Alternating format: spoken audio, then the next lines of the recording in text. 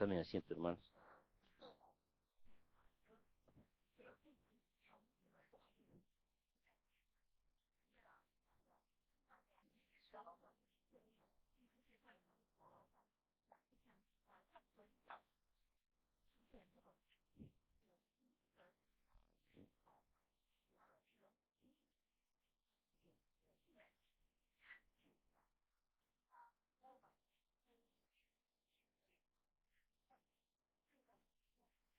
Ya no está haciendo tanto frío.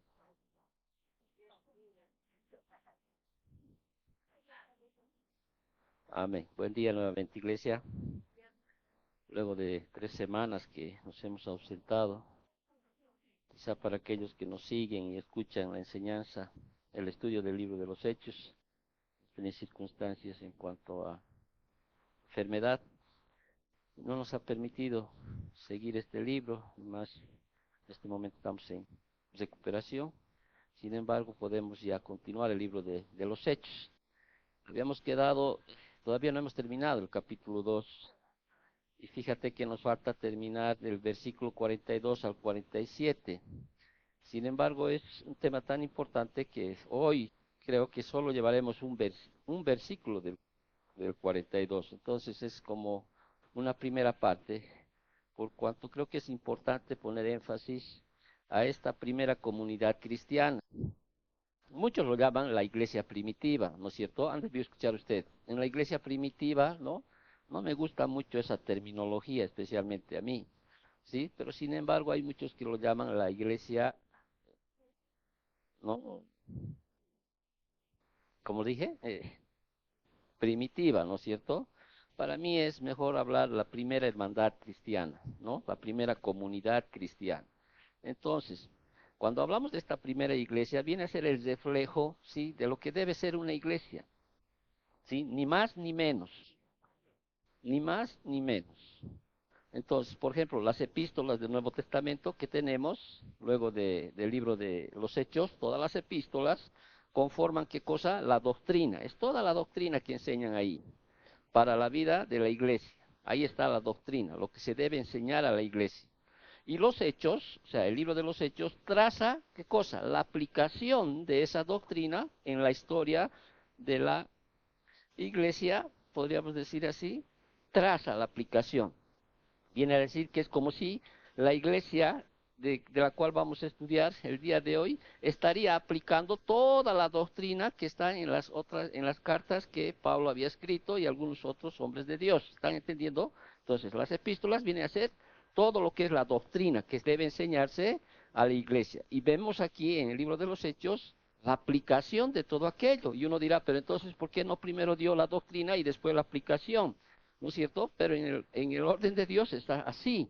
Entonces, este pasaje que vamos a estudiar el día de hoy describe qué cosa, el trabajo histórico del ideal de Dios en la primera iglesia local. Describe a la comunidad recién nacida en su mejor momento, ¿sí? En su mejor momento. La anterior clase, digo, pues no la anterior semana, porque estuvimos ausentes 3, ¿no? En la anterior unidad habíamos visto, ¿no? Cómo realmente vinieron a los pies del Señor las 3000 personas a través de qué? Del discurso de Pedro, ¿no es cierto? Donde él llama qué cosa específicamente al arrepentimiento.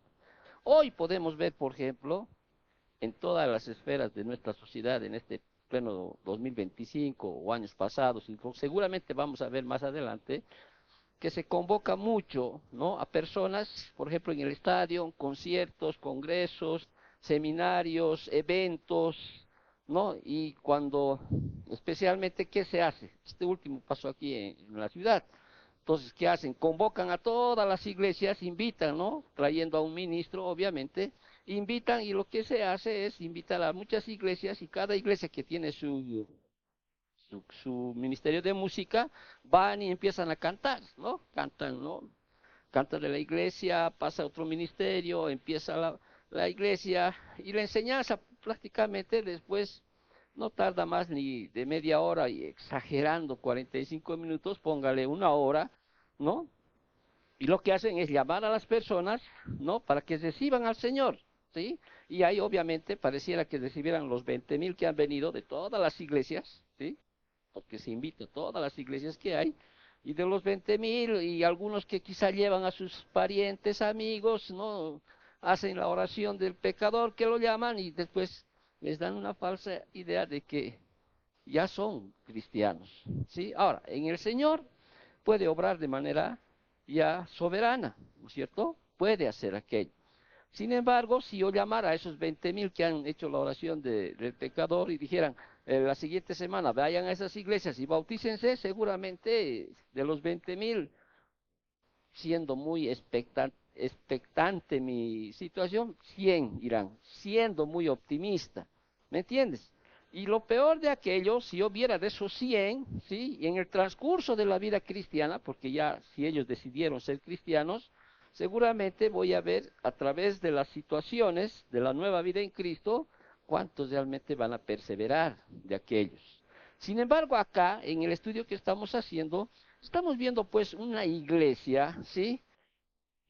Una iglesia, vuelvo a repetir, una iglesia que está en su perfección. O sea, en este momento, podríamos, a los que hay, estoy comparando a los que hay en acá, para que usted entienda. Lamentablemente, las iglesias de este tiempo son caricaturas de la iglesia de, que la cual vamos a estudiar, de la primera hermandad.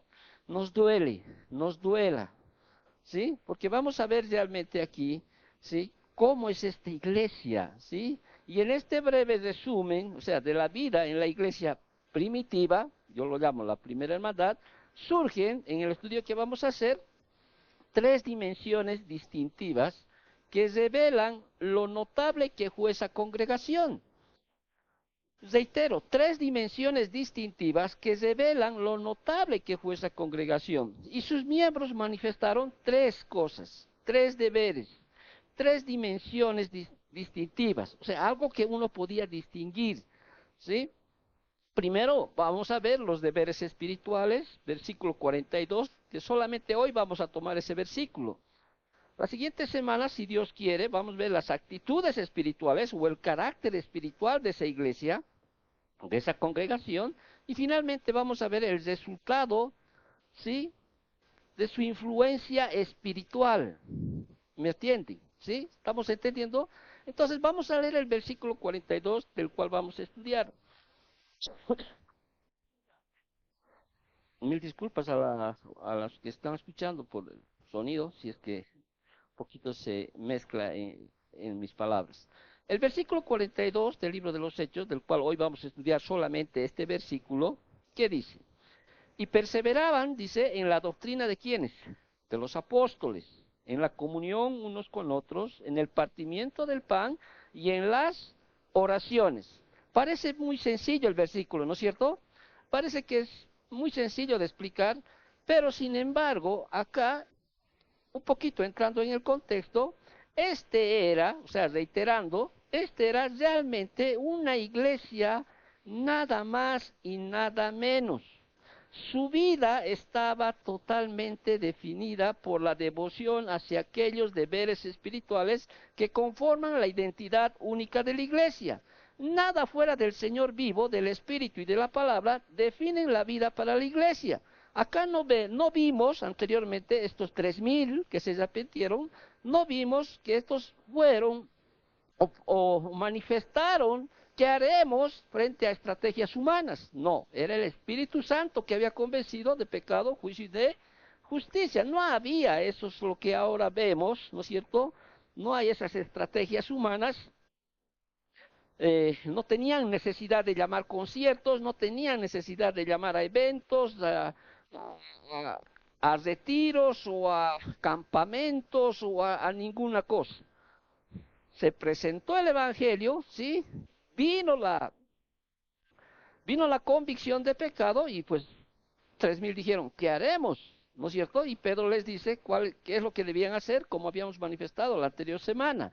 Entonces, dotadas para lograr los propósitos de su Señor, la iglesia será eficaz, reitero, la iglesia será eficaz en llevar pecadores a Cristo cuando manifieste los elementos claves de deberes espirituales que marcaron esa primera comunidad.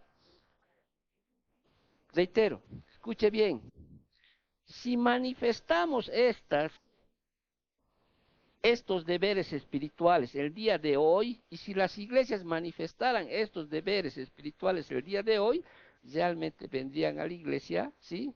Personas salvas, personas salvas.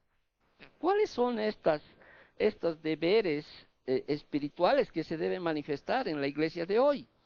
Esta iglesia o esta congregación, esta primera hermandad de hermanos, era una iglesia salva,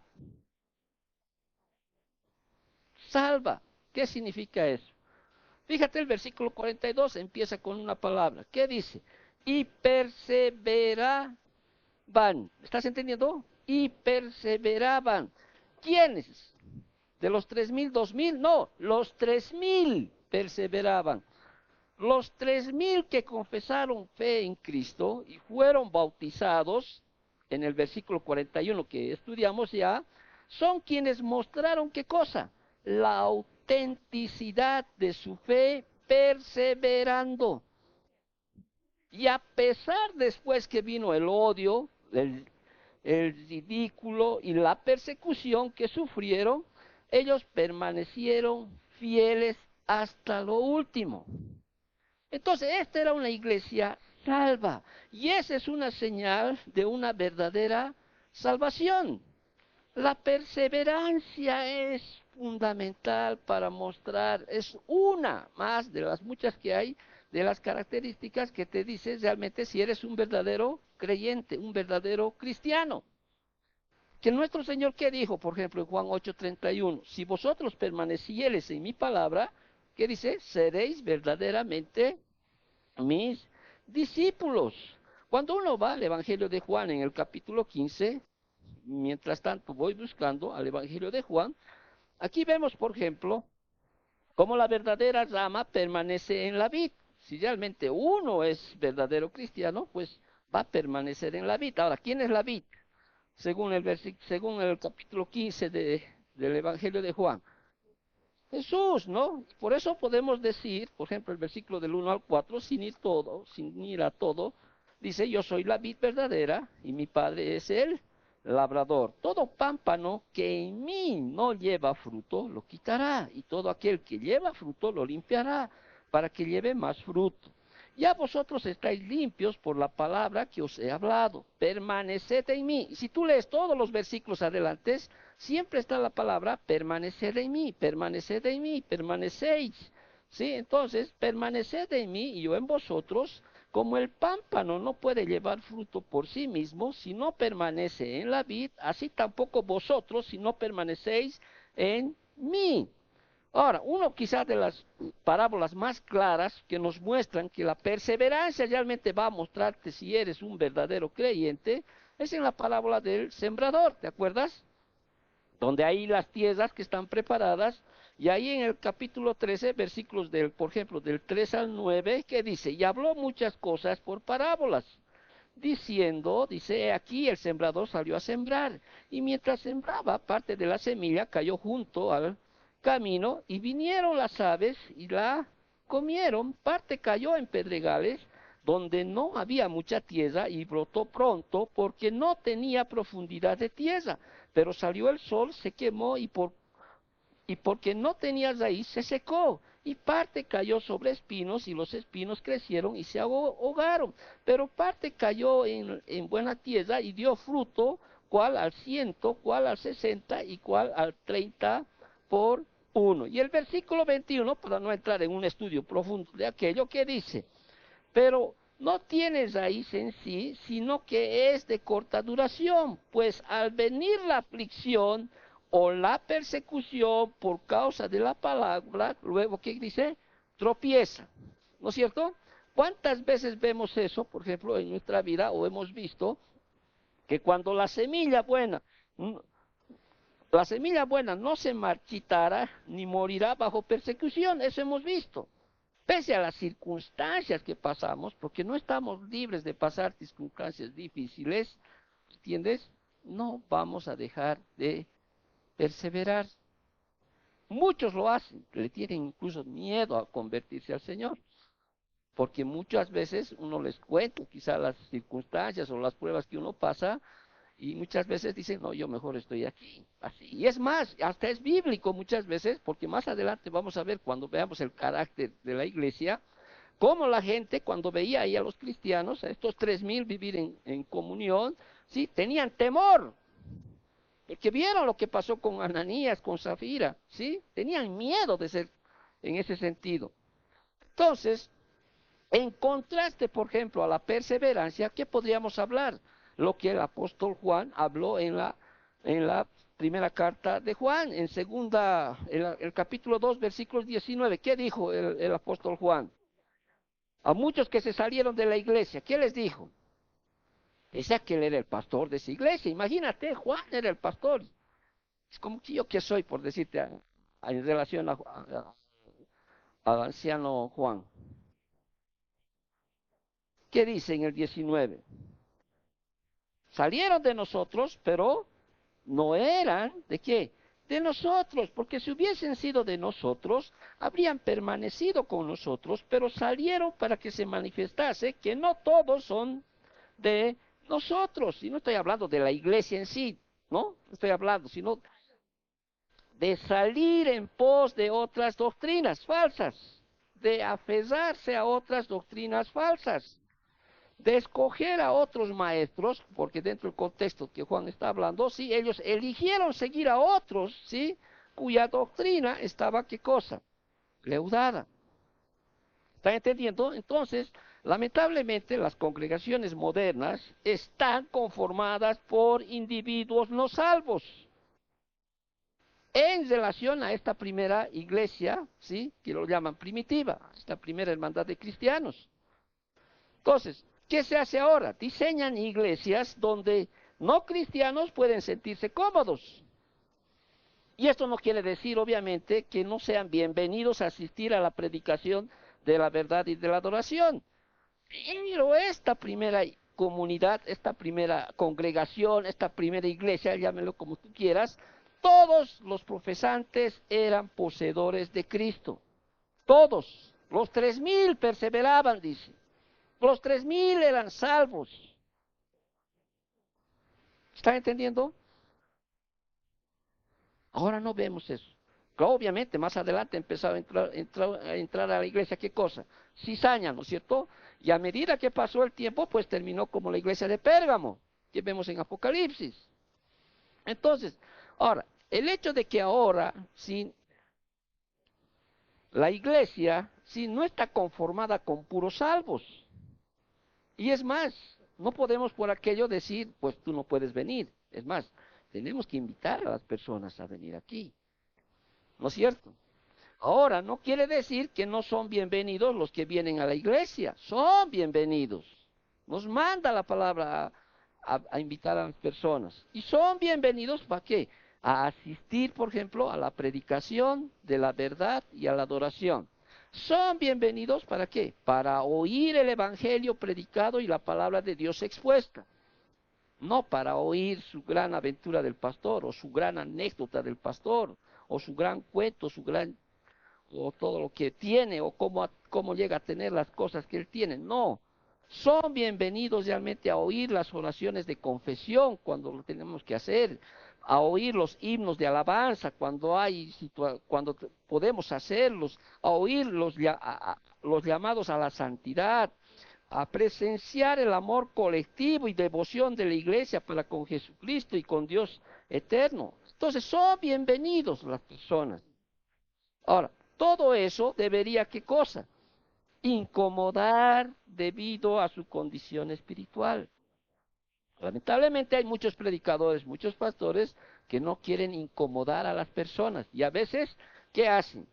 Se cierran a veces a hablar, ¿no es cierto? ¿Por qué?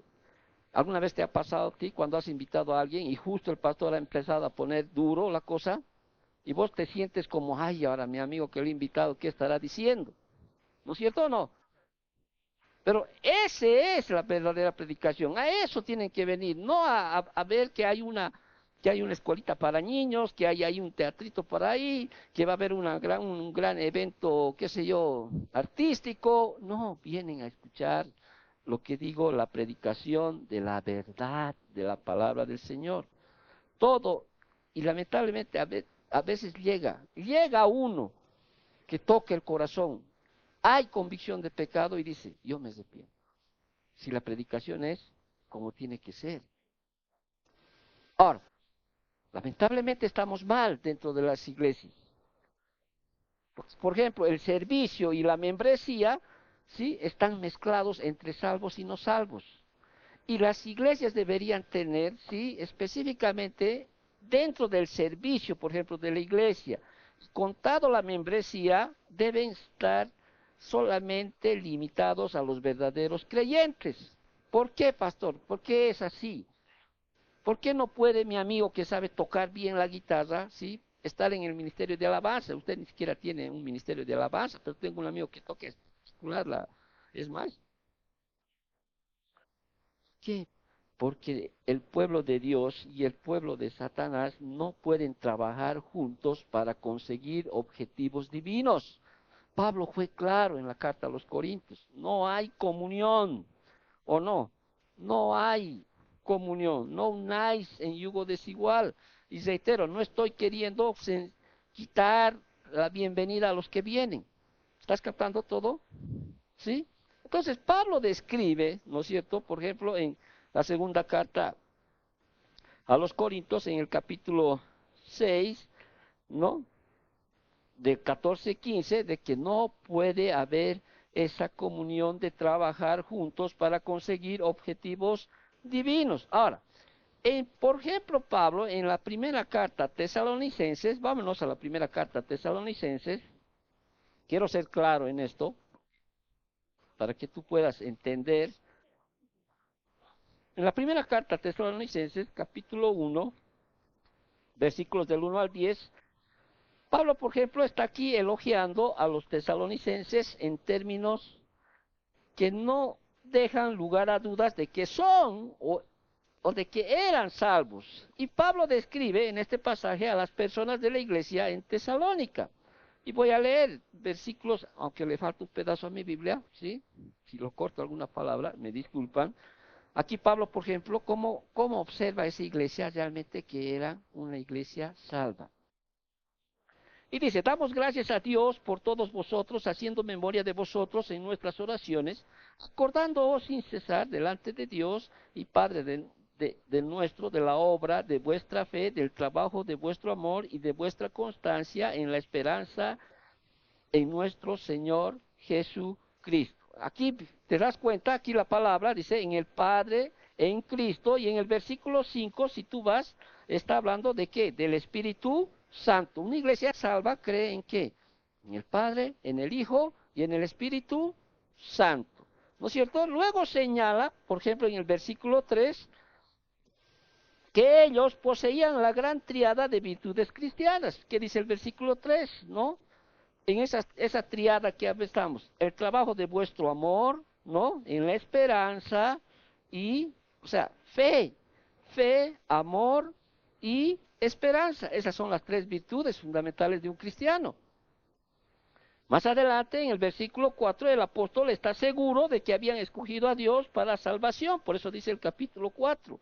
Porque conocemos, hermanos amados, de Dios vuestra, ¿qué cosa? Elección. O sea, ellos habían escogido. En el versículo 6, por ejemplo, Pablo les dice que ellos eran, ¿qué cosa? Imitadores de Pablo y de Cristo. Dice, y vosotros venisteis a ser imitadores de quién?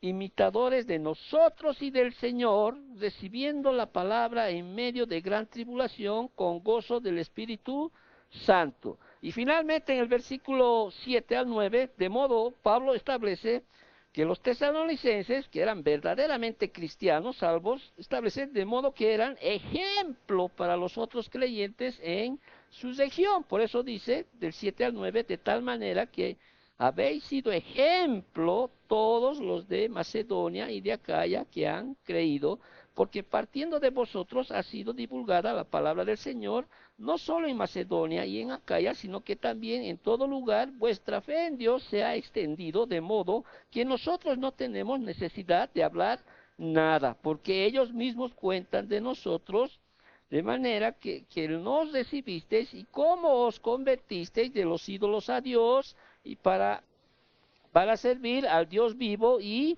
verdadero. ¿Te has dado cuenta cómo es que Pablo establece una iglesia que es realmente verdadera y salva?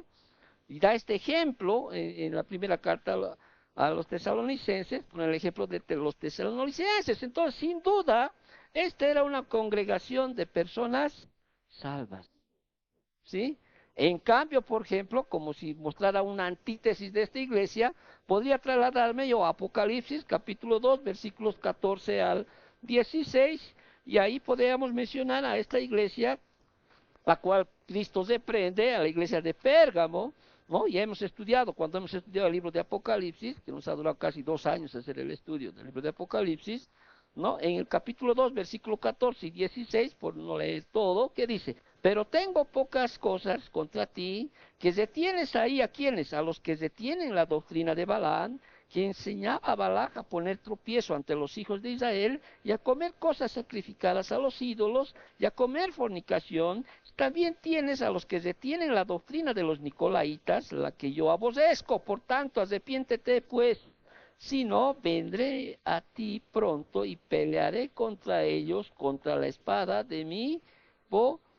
Aquí vemos, ¿no es cierto? En cambio, el Señor Jesucristo, cómo reprendía a esta iglesia en Pérgamo por permitir que la infiltraran incrédulos, en consecuencia, influenciados por Satanás. Esta iglesia, ¿qué hacía? Mantenía a aquellos comprometidos con el mundo, ya que Balaam y Balac hicieron que Israel se entremezclara con Moab. O sea, el error de los nicolaitas, al parecer, tuvo que ver con una inmoralidad sexual. O sea, ellos permitían esta situación. Entonces, hay una severa reprensión acá de Cristo, ¿no? Que les hiciera que debían mostrar preocupación frente a lo que estaba sucediendo en esta iglesia. Entonces tenemos que entender que esta primera congregación era una iglesia salva. ¿Cómo lo muestran? ¿Cómo identificamos? ¿Cómo te identificas tú si realmente eres salvo? Bueno, tenemos todo el libro de la primera carta de Juan, ¿no es cierto? Te recomiendo que lo vuelvas a escuchar en el canal. Y ahí ya hemos visto, porque esa carta es específica para saber si realmente eres un verdadero cristiano. Por eso dice, estas cosas os escribo para que sepáis que tienes vida eterna. Pero sin embargo, acá está hablando, sí, que cuando podemos realmente determinar que una persona es verdaderamente salva es a través de la perseverancia. En otras palabras, de mantenerse firme en una acción significa perseverancia. No es un talento, no es suerte, es la capacidad de seguir cuando todo parece estar en contra. Es el que se niega a rendirse. Entonces, esta primera comunidad pasó la prueba inicial del deber espiritual. Esta congregación contenía únicamente a quienes conocían y amaban a Jesucristo. Y no, a ver hermanos, pónganse en ese tiempo. Cuando ellos decidieron seguir a Cristo, ¿sí? Dijimos la anterior clase, ellos tuvieron que proclamar a Cristo como su Señor y Salvador. Y no eran, los 3.000 no eran los 3.000 que estaban alrededor, eran quizá más miles. Y en el momento que ellos decidieron bautizarse, seguramente muchos de ellos, sus papás, sus abuelos, los judíos eran tremendamente legalistas, seguramente hasta los habrían botado de su casa, a partir de ahí ya fueron como desterrados prácticamente para muchos. Es por eso que más adelante, ¿qué hacen los creyentes? ¿Qué hacen los cristianos que tenían eh, algunos bienes? Pensaron que tenían que atender, porque muchos habían perdido todo por causa de Cristo. Y aquí las escrituras nos dicen cómo ellos muestran que realmente eran salvos a través de su perseverancia. Y la perseverancia no solo es ir a la iglesia, hermanos. La perseverancia es realmente cuando uno toma un ministerio que el Señor le pone, ¿sí? Tiene que hacerlo hasta el final. Ahora, no crean que no hay luchas. No crean que yo tengo, yo voy a... Hay momentos en los cuales digo, creo que ya emocionalmente a veces viene en nosotros decir basta, pero después viene el argumento, no, el espíritu nos redarguye, ¿no? A través de la palabra, no, tenemos que seguir. Estas 3 semanas han sido duras en mi caso. Ha sido no solo una lucha en lo natural, hasta en lo espiritual, en lo emocional, verlo llorar a mi esposa de dolor, o sea, a veces hay una sensación de impotencia, ¿qué hacer? ¿Qué hago? Ir, reclamar, ya se le han puesto 3 unidades, ya no podemos poner más, pero tienen que hacer algo. El dolor es fatal, es duro, y no crean que solo le afecta a ella el dolor, sino afecta al esposo que le está viendo y no sabe qué hacer. Pero eso no quiere decir que digamos, bueno, creo que hasta aquí ya llegamos. No, seguimos. Yo sigo aquí hasta, les vuelvo a decir, sigo hasta que alguien esté, que el Señor me lleve. Dios quiera no pase nada más adelante. Pero eso es el que se niega a rendir. La perseverancia viene a través de las situaciones. No es solo venir a la iglesia, hijos. Si alguna vez has puesto el Señor en tu corazón que tienes que hacer algo para la iglesia, hazlo, persevera. No hay de que, yo ya he hecho esto, ya he hecho mucho, ya he dado mucho, ya he servido mucho, que otros están. No, es tu vida. Tú tienes que reflejar esa perseverancia. Entonces, esta iglesia era salva, que no hay ahora. Obviamente, vemos en la historia de la iglesia, ¿no? Por ejemplo, vemos en la iglesia de los Corintios, cómo era, cómo llegó a ser en los tiempos de Pablo, peleándose entre ellos, ¿no? Llevándose a las autoridades, a los juicios entre ellos, los ricos a un lado, los pobres a otro lado, ¿no? Comiendo cada uno por separado, y Pablo empieza a reprenderles.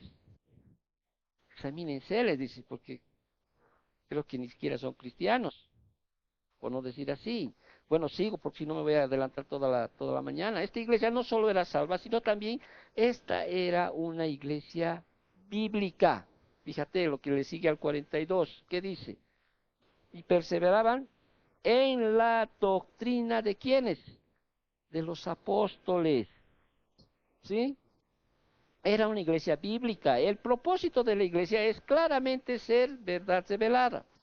Dios la diseñó para ser un lugar donde su palabra se proclame y se explique. Ahora, cuando uno ve todos los escritos de Pablo, Pedro, de los otros que escribieron, ¿no es cierto? Por ejemplo, Pablo siempre está ordenando tal prioridad en todas las epístolas pastorales. Siempre le está diciendo a Timoteo, predica la palabra, predica la palabra. Y voy a leer algunos, yéndome a primera de Timoteo, tú me acompañas con tu Biblia. Fíjate, siempre las exhortaciones que le hacía Pablo a Timoteo. Versículo 6, ¿qué le dice del capítulo 4? Ándate al 4. Si esto enseñas a tus hermanos, serás buen ministro de Jesucristo, nutrido con las palabras de la fe y de la buena doctrina que has seguido. Versículo 11, esto manda y enseña. Versículo 13, entre tanto voy, ocúpate en la lectura, la exhortación y la enseñanza. Versículo 16, ten cuidado de ti mismo y de qué, y de la doctrina, persiste en ello, pues haciendo esto te salvarás a ti mismo y a los que te oyeren. Y en segunda de Timoteo, capítulo 4, versículos 1 y 2, ¿qué le dice? Te encarezco delante de Dios, también a Timoteo, ¿no? Y del Señor Jesucristo, que juzgará a los vivos y a los muertos en su manifestación, en su reino, que prediques qué cosa, tus anécdotas, tus vivencias, ¿sí? Que prediques la palabra, que instes a tiempo y fuera de tiempo, redarguyes, reprende, exhorta con toda paciencia y doctrina. Porque vendrán, dice, ¿no es cierto? Aquello que muchos hoy vemos, tiempos, ¿no? Que no sufrirán la sana doctrina, no les va a gustar venir a una iglesia como esta, donde se te va a explicar versículo tras versículo. ¿Por qué? Porque las personas quieren ir a lugares donde les digas cuán campeón eres en tu vida. o cuán próspero puedes ser en tu vida. Porque las personas quieren saber cómo puedes ser el mejor empresario, el mejor millonario. No les gusta aquello. Entonces, Pablo siempre decía aquello. Al mismo Tito, que está allá al lado de 2 de Timoteo, en el versículo 9 le dice, sé retenedor de la palabra fiel tal como ha sido enseñada, para que también pueda exhortar con sana enseñanza y convencer a los que contradicen. Entonces un anciano debe enseñar, o cuando digo anciano, un pastor debe enseñar qué cosa, la sana doctrina. Y la iglesia primitiva se basó en el ministerio de la enseñanza de los apóstoles, cuya doctrina ahora escrita en las páginas de las escrituras del Nuevo Testamento deben enseñarla a todos los pastores. Porque la Biblia es el alimento para el crecimiento y el potencial del creyente y no hay otro, no hay más, no puedes añadir más nada. La iglesia de hoy, lamentablemente, ¿qué hace? Hace caso omiso, ¿sí? A la exposición y aplicación de las escrituras a su propio riesgo, como sugiere la advertencia de Oseas para Israel. ¿Qué advirtió Oseas para Israel? En Oseas 4:6, ¿qué dijo? Mi pueblo fue destruido porque le faltó conocimiento. Y más adelante Pablo, o sea, va a hablar de ese grupo de los de Berea, que realmente eran hermanos que escudriñaban las palabras para saber si realmente lo que estaban escuchando era sana doctrina, si era la verdad. Entonces, esta era una iglesia no solamente salva, sino era una iglesia bíblica, bíblica, ¿sí?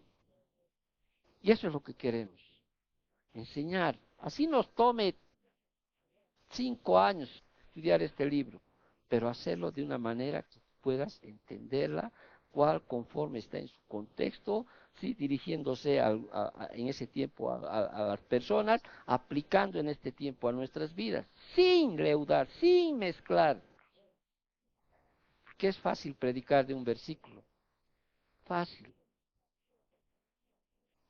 Es fácil leer un versículo y empezar a hablar, pero tienes que estudiarlo así, de esta manera. Entonces, no era solamente una iglesia salva, ¿sí? Era una iglesia salva, completamente salva, ¿sí? Era una iglesia bíblica. Y lo tercero que vemos en el capítulo 2, versículo 42, era una iglesia de comunión. Por eso el versículo 42 que dice, en la comunión, ¿no? Y la comunión es pues el deber espiritual de los creyentes. ¿De qué?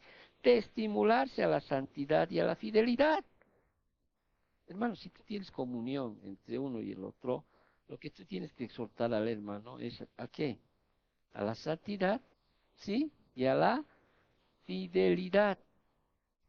Lamentablemente a veces parecemos oasis, uno vive su vida y el otro vive su vida. Y la iglesia no es esa. La iglesia implica comunión. Se expresa de manera en la Biblia más específica cuando hay esa frase que dice unos a otros, ámense unos a otros, apóyense unos a otros, exhórtense unos a otros, lleven las cargas los unos a los otros. Hermano, eso presenta, eso muestra, ese es el significado básico de comunión, con lo que llamamos coinonía, ¿no ve? Camaradería o tener algo en común.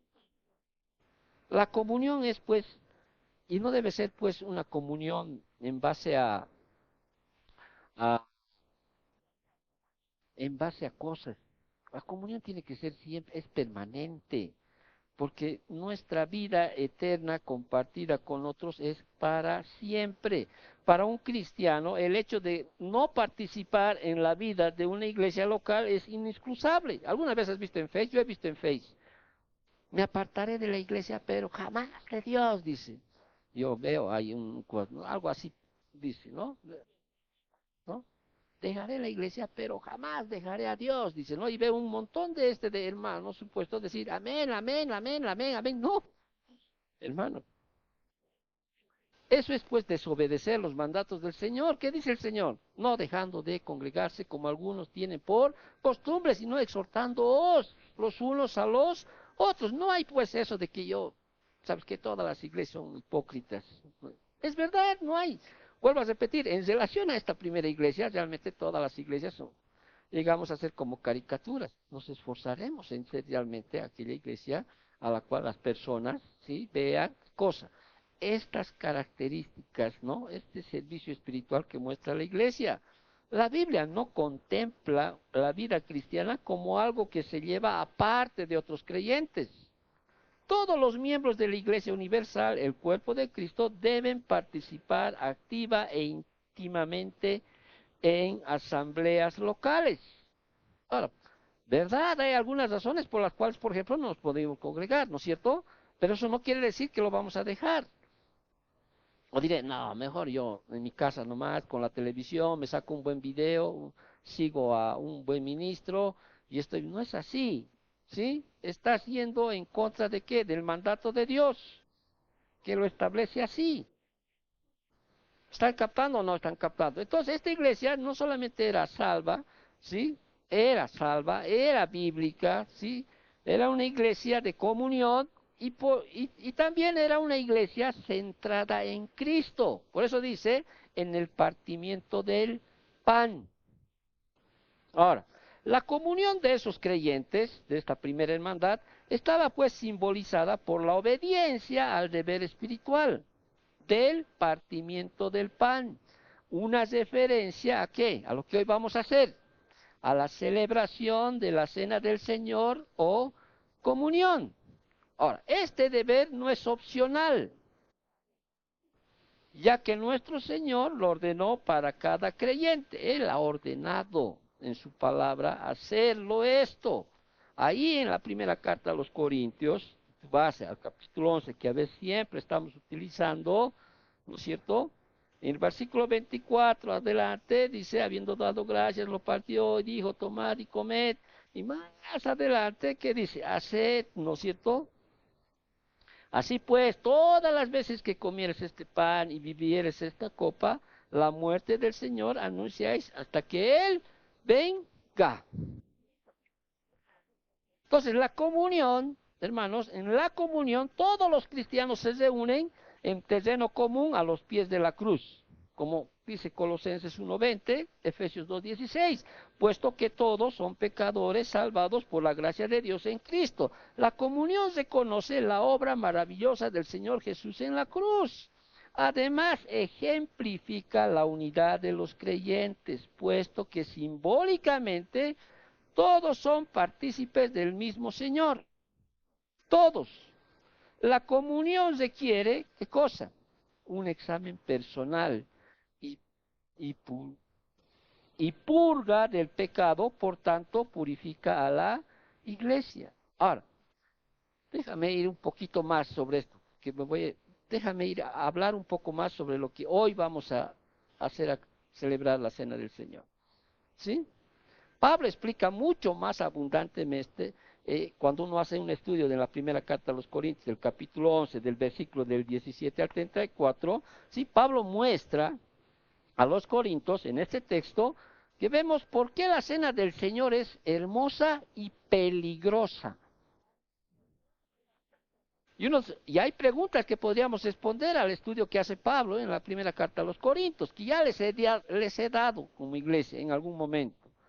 Sin embargo, quizás rápidamente, para aquellos que nos oyen, puedan tener un poquito más de fundamento de lo que es la Cena del Señor, quizás podríamos preguntarnos qué significa el memorial de la Cena del Señor, por qué tan importante es en tu vida y en la vida de tu iglesia, cómo debes participar de la Cena del Señor. ¿Y sabías que participar de la Cena del Señor en algunos casos puede costarte la salud e incluso la vida?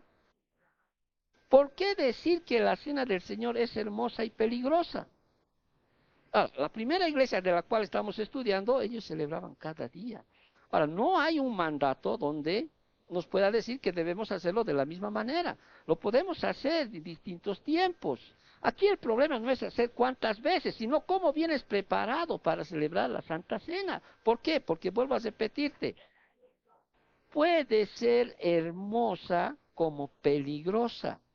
Es hermosa por lo que significa para ti como cristiano. Y peligrosa, y es peligrosa por el juicio que Dios puede traer a tu vida si estás en pecado. Y cuando hace Pablo el estudio en la primera carta a los Corintios, sí, Pablo lo divide, podríamos decir así, para un estudio en tres partes, o no, tres situaciones, ¿no? Que enseñan que la cena del Señor es hermosa y puede ser peligrosa. Y lo primero que habla Pablo, por ejemplo, es el problema de la cena, versículo 17 al 22. Después va a hablar sobre la participación de la cena, versículo 23 al 26. Después va a hablar la preparación para la cena. Pero aquí lo que quiero notar es cuál es el problema. La primera parte, hacer énfasis es en el problema de la cena. Fíjate cómo empieza el versículo 17 de la primera carta a los Corintios, un poquito hablando de la cena del Señor. Rapidito, fíjate, el versículo 17, ¿no? A partir de este versículo 17, Pablo les habla a los corintios de asuntos relacionados con sus actitudes y conductas cuando se congregaban. Recuerda el contexto de la primera carta a los corintios. No voy a hacer el estudio porque me tardaría toda otra mañana, ¿no es cierto? Pero tú sabes dentro del contexto que en los corintios no había comunión, en el capítulo 1 y capítulo 2, ¿no ve? Había divisiones, disensiones, no había comprensión entre ellos, había muchas disputas, yo soy de Pablo, yo soy de Pedro, yo soy de Apolo, yo soy de Cristo, se llevaban a juicio los unos a los otros, etcétera, etcétera, etcétera. Pero ellos, ¿qué hacían? Venían a la iglesia, ¿sí? Y venían así con esas cosas, y Pablo les dijo que se congregaban, ellos, ¿para qué? Para lo peor. Mira, Pablo no era con qué buena gente, mira hermanos, no vengas así. Por eso les dice en el 17, pero al anunciaros esto que sigue, no os alabo, dice Pablo, porque no os congregáis para lo mejor, sino para qué? Para lo peor. Ustedes vienen a la cena del Señor, sí, se congregan aquí, pero no para lo, no para lo mejor, sino para lo peor se congregan. ¿Y por qué dice esto Pablo? Porque, y esto lo explica a partir del versículo 18, lo explica a los corintios. Y les dice, ¿no es cierto? En el 18, pues en primer lugar, les dice, cuando os reunís como iglesia, dice, oigo que hay entre vosotros, ¿qué cosa? Divisiones, y en parte lo creo. Porque es preciso que entre vosotros haya, y aquí hay una pareciera que se estuviera contradiciendo, ¿no? Y dice así, porque es preciso que entre vosotros haya disensiones, por fin, Pablo dice, para que se hagan manifiestos entre vosotros los que son aprobados. ¿Qué son esos los aprobados? ¿Quiénes son? Los que son salvos. A veces tiene que haber eso para mostrar si realmente eres o no eres cristiano. Estamos hablando dentro de la iglesia, dentro de la iglesia. Lo peor, dice, se reúnen ustedes para lo peor. O sea, esto que indicaba que estaban reprobados espiritualmente, en otras palabras, que no eran salvos. Y indicaba qué cosa, una falta de amor hacia los hermanos. Ahora, versículo 19, porque es preciso de que entre vosotros haya disensiones, ya he explicado esto. Versículo 20, cuando pues os reunís vosotros, esto no es comer la cena del Señor, porque al comer cada uno se adelanta a tomar su propia cena, y uno tiene hambre y otro se embriaga. ¿Por qué? ¿No tenéis casas en las que comáis y bebáis? ¿O menospreciáis la iglesia de Dios y avergonzáis a los que no tienen nada? ¿Qué os diré? ¿Os alabaré? En esto no os alabo. Obviamente el contexto en ese tiempo era muy diferente, porque había algunos que, entre comillas, se volvieron cristianos y algunos tenían esclavos. ¿Y qué hacían en ese tiempo, no? Los esclavos tenían que estar a los pies de sus amos, y sus amos se comían pero de lo mejor, se embriagaban de lo mejor, y el esclavo estaba ahí, y muchos de los esclavos también eran hermanos en Cristo. Entonces, y Pablo les empieza a reprender, y más adelante les va a decir, cuidado, porque estas cosas, si usted participa así de la cena del Señor con disensión, peleas, entre ustedes divisiones, entre ustedes, sí, cuidado, que por otras palabras caigas muerto o tengas muchas enfermedades. Ahora no estoy queriendo decir que todas las enfermedades que uno tiene es por esa razón, pero sin embargo hay una advertencia. Por eso hemos dicho que es, ¿qué cosa? Es peligroso, es peligroso, ¿entiendes? Es peligroso. Entonces hay un contraste entre, por ejemplo, esta primera congregación y esta que por lo menos como ejemplo estoy poniendo la de los Corintios. En la primera congregación ellos se reunían cada día. Había una unidad, una comunión, no había pelea, yo no soy de Pablo, yo soy de Pedro, no, había una comunión tal en esta primera iglesia que realmente, por eso vuelvo a decir, es la iglesia ni más ni menos. Muchos dicen, la iglesia ha evolucionado, por eso ahora hay estas cosas, esto se ve. No, la iglesia no ha evolucionado, más bien ha desvolucionado, yo diría, porque estamos peor a la muestra o al ejemplo de que debía ser esa iglesia. Ya, y después Pablo más adelante les habla de la participación de la cena, de lo que realmente es participar, ¿no es cierto? De lo que vamos a hacer. Sí, este es mi cuerpo, dice. Obviamente no está hablando de su cuerpo natural, era simbólico, así como el Cordero de la Pascua simbólicamente simbolizaba al Señor siendo sacrificado. A partir de esa noche, así también el pan y más adelante el vino simbolizaban y apuntaban al Señor siendo ¿qué cosa? Crucificado, ¿sí? O sea, participamos del mismo cuerpo. Reconocemos la obra, la obra sustituta que hizo nuestro Señor. Reconocemos el nuevo pacto. Y el nuevo pacto, sí, podemos resumirlo en cuatro bendiciones. Al estudiar, no voy a volver, no, reitero, no les vuelvo, no voy a hacer un estudio pleno de esto. Pero aquí, por ejemplo, ¿en qué consiste el nuevo pacto? Rememorando, cuando rememoramos esta cena, que estaba dada a Israel y también nos dio a nosotros este pacto. De alguna manera fuimos parte también de este pacto. De todos los pactos que se habla en la Biblia, del pacto eh, noético, abrámico, sacerdotal, mosaico, davídico, el nuevo pacto, este nuevo pacto es el pacto de Israel como los otros pactos. Y este nuevo pacto de Dios lo estableció para la nación de Israel y Dios, ¿sí? Y Dios en su infinita misericordia también nos hace parte de celebrar el nuevo pacto. ¿Y cuáles son los beneficios o cómo resumiríamos el nuevo pacto? Con cuatro bendiciones. La naturaleza. Dios les dará, dice, una nueva naturaleza a los israelitas, va a hacer que odien el pecado y amen la santidad. A nosotros también, ¿sí o no? De modo que si alguno está en Cristo, ¿qué es? Nueva criatura es, dice.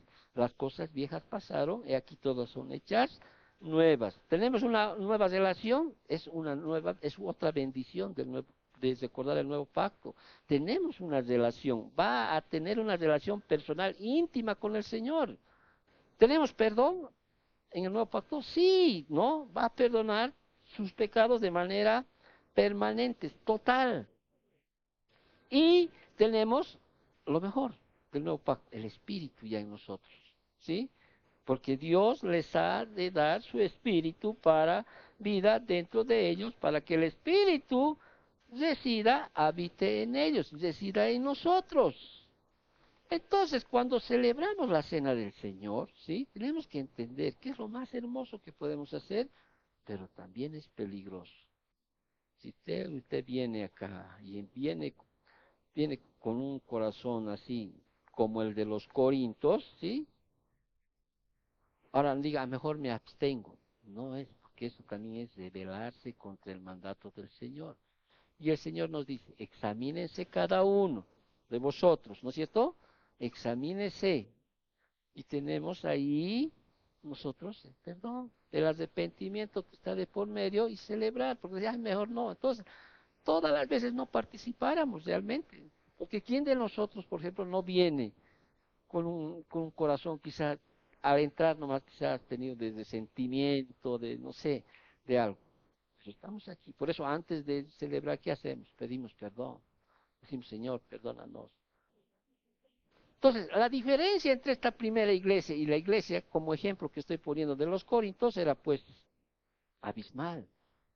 Por eso es que Pablo les reprende. Y vemos, ¿te acuerdas de la anterior clase? ¿No? A Pablo tuvieron que realmente desconocerlo a Pablo, porque Pablo les decía, y ahí viene, ¿no es cierto?, cuando Pablo le manda esa carta, lo que la anterior semana les dije, como después muchos de ellos se dieron cuenta, estaban mal, y vinieron al arrepentimiento. Amén. Entonces, no solo era una iglesia salva, era una iglesia doctrinalmente bíblica, ¿sí? Era una iglesia de comunión, era una iglesia centrada en Cristo, y por último, para terminar, esta mañana era una iglesia de oración. 42, versículo 42, volvamos al libro de los Hechos. 42 dice, y en las oraciones, entonces la primera hermandad participaba con entusiasmo y persistencia en el deber crítico de la oración, que es el fino nervio que mueve los músculos de la omnipotencia. El Señor entonces Jesucristo ya había manifestado siempre a sus discípulos que ellos, que hagan? Oraran, oren sin cesar, oren, oren. Y tú ves, ¿no? En las escrituras que los discípulos le piden al Señor, Señor, enséñanos a hacer milagros, enséñanos a, a multiplicar los panes, los peces. ¿Qué dijeron los discípulos en ese tiempo? Enséñanos a orar, ¿sí? Orar. Y la iglesia primitiva, ¿sí? Realmente tomaba las promesas de lo que Cristo decía en sus palabras y oraban de día y de noche. Las oraciones eran permanentes. Tú te das cuenta, hoy en día las iglesias, has visto, ¿no? Ha pasado aquí, ha pasado allá, ha pasado en todos lados. Domingos, 100 personas en la iglesia. ¿Sí o no? Miércoles de oración, 7, con suerte. ¿O no es así? Eso es lo real. No, es que no tengo tiempo, mi trabajo, mi familia, una y otra cosa. ¿Se acuerdan que había un tiempo que nosotros todos los días orábamos 5 de la mañana? Claudita, ¿te acuerdas? No había distancia de por medio, todas las mañanas. Te descuidas en la oración, viene Satanás y te está, como decimos popularmente, te descuidas de tu protección, te descuidas. Y cuando hablamos de aquí no solo está hablando de oraciones a nivel de iglesia, sino también oraciones a nivel de personas, personales. Cada día, cuando yo bajo a la ciudad, mi esposa siempre, ¿estás orando por tus hijos? Apenas sale, suena la moto, estoy diciendo, Señor, cuida a mi hijo, cuida, papito, no quiero estar en una situación, perdonas, perdónalo, hazlo por mi papito. Te pido, Señor, cuida, Padre, no me dejes caer en tentación, líbrame de todo mal, Señor. ¿Sí? No estoy viendo TikTok todo el tiempo. Y estas cosas que a veces uno pasa, las que me ha pasado, ¿sí? A veces te incitan más a orar. Por favor, mi vida por su vida. A veces te hace hablar, Señor, o sea, cosas que a veces uno piensa y dice, Señor, tengo miedo, tengo temor. Ayúdala, Señor. Llévame a mi encontrar. Ayúdala, repito, o sea. Entonces, por desgracia, lamentablemente, la oración está muy descuidada en la iglesia moderna.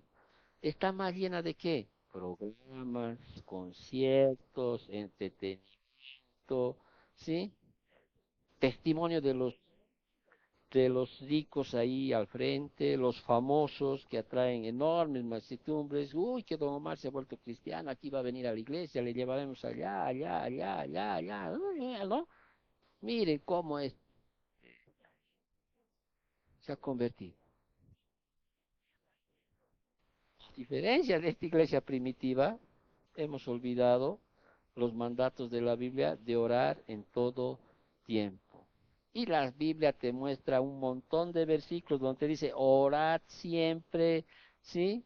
Orad siempre, orando en todo tiempo, con toda oración y súplica, en el Espíritu, ¿sí? Constantes en la oración, perseverar en la oración. Usted busque la palabra oración en su glosario y vas a encontrar cientos de versículos donde van a decir, ore sin cesar, ore siempre, orar, orar, orar. Entonces, la primera hermandad conoció la importancia crítica de ejercer los deberes espirituales.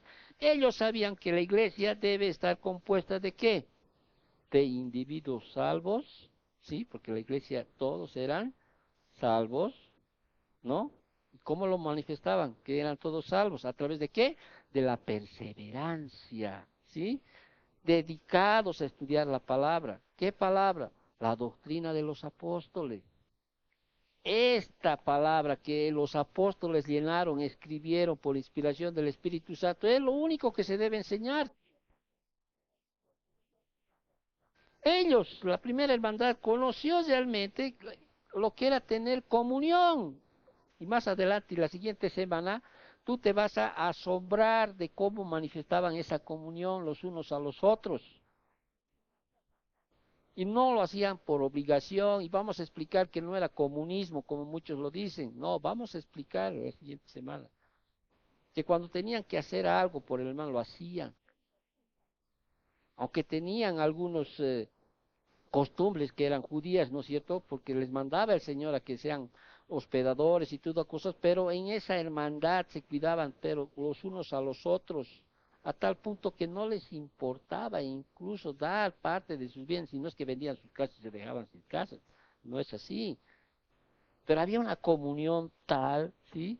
Se reunían a partir el pan, a celebrar la cena del Señor, pero de una manera pues santa. No había esa pelea entre aquí y allá. Eso después se manifestó dentro de la iglesia.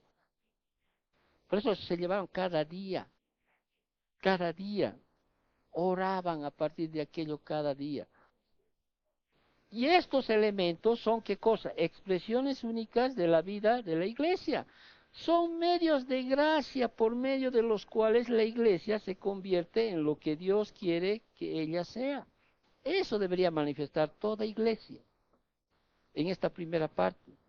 La siguiente semana vamos a ver cómo realmente esta iglesia, vamos a ver el carácter espiritual de esta iglesia. Cómo era, esta iglesia era una iglesia que inspiraba temor, era una iglesia milagrosa, era una iglesia participativa, era una iglesia alegre, no con las caras de ogros que a veces se viene.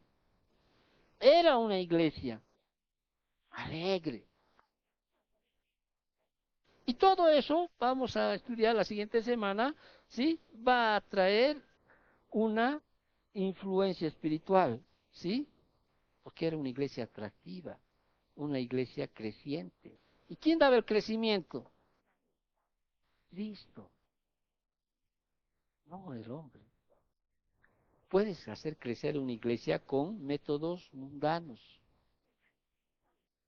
como a veces se hacen siempre. No estoy en contra tampoco de que algunas actividades que se hagan, ¿no? Para atraer a veces a las personas, no, no estoy en contra. Pero el problema es la predicación de la palabra del Señor. Lo que tienes que hacer es entender el estado espiritual de cada uno. Nadie es perfecto, ¿sí? Nadie es perfecto. Entonces esta iglesia es la iglesia ni más ni menos. No lo hay. No lo va a ver cuando vemos la historia de la iglesia, ¿sí? Claro, siempre, pero dentro de las iglesias siempre hay qué cosa, hay remanentes, ¿sí? Hay remanentes. Pero en una iglesia a veces personal, puedes tú manifestar esto. Ok, oremos para terminar. Gracias, Papito Dios, por tu palabra. Gracias, Señor, por mostrarnos realmente un ejemplo de iglesia, Papito.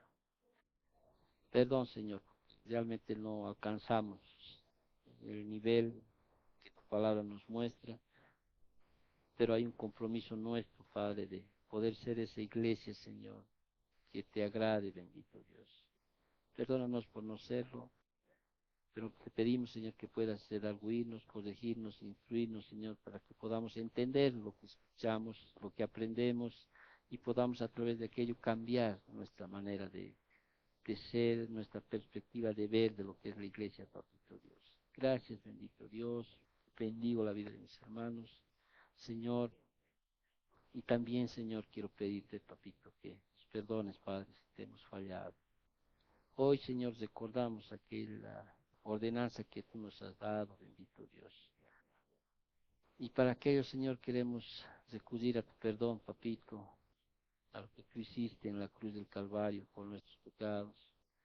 Perdónanos, papito, si te hemos fallado en pensamiento, en obra, en actitud, en acción, en cualquier cosa. Si venimos con un corazón herido, un corazón confundido, o un corazón, Señor, que si Él no te agrada, papito, te pedimos perdón, pero no queremos dejar, Señor, de celebrar aquel mandato que tú nos has dejado, papito Dios. Gracias, Señor, por esa muerte violenta que lo hiciste en favor nuestro, bendito Dios. Gracias por ese cuerpo que entregaste, Señor, como sacrificio vivo, agradable y santo para nosotros, bendito Padre. Gracias, papito amado. Te pedimos perdón, Señor, y pues hoy queremos, Señor, participar de ese mandato que nos has dejado. En nombre de Cristo Jesús. Amén.